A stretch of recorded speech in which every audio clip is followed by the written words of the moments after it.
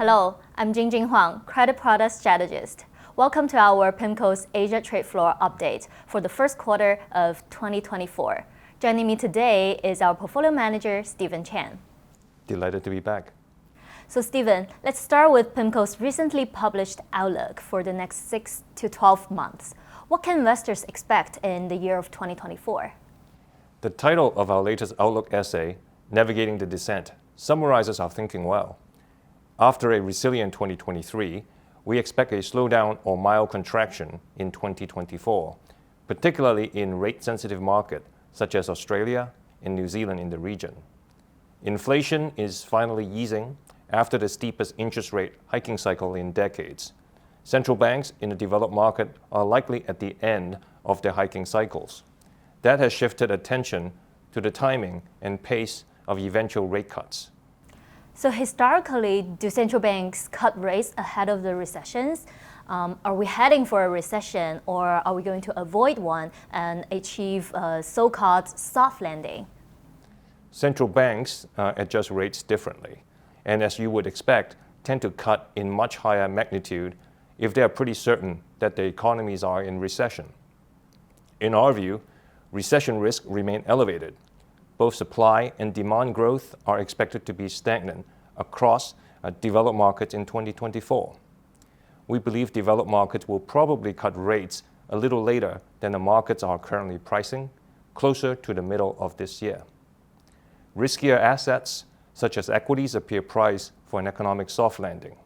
However, we would hesitate to declare victory over either inflation or recession just yet.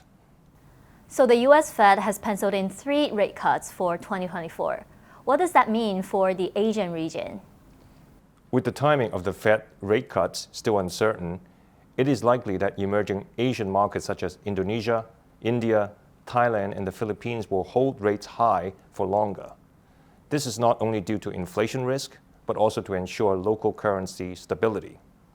Emerging market currencies tend to benefit from lower US interest rates, as this can ease the burden from US-denominated debt and also enhance the appeal of local investments.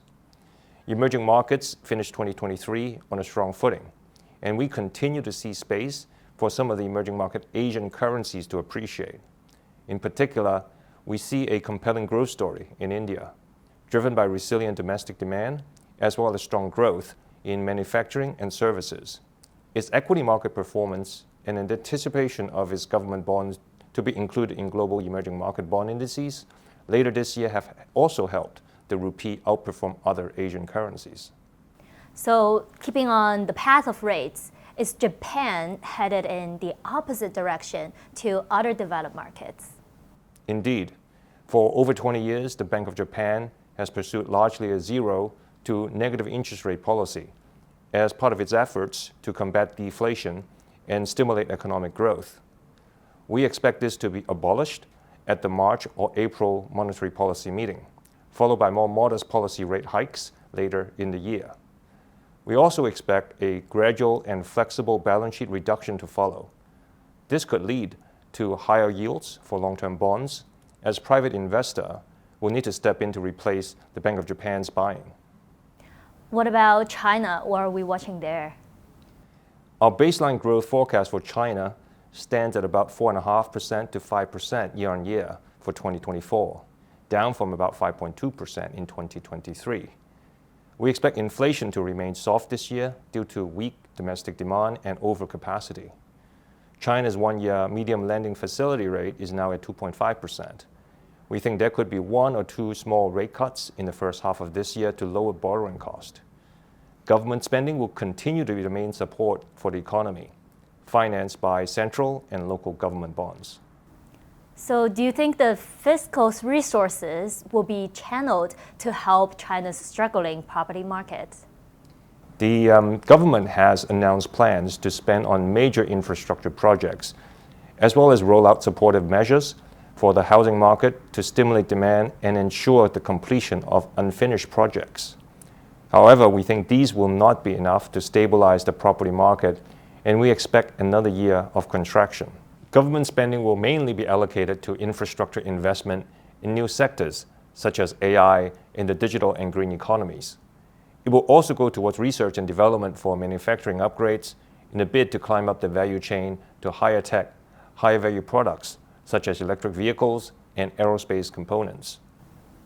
So given everything that we have covered, how should investors think about their portfolios in the year ahead?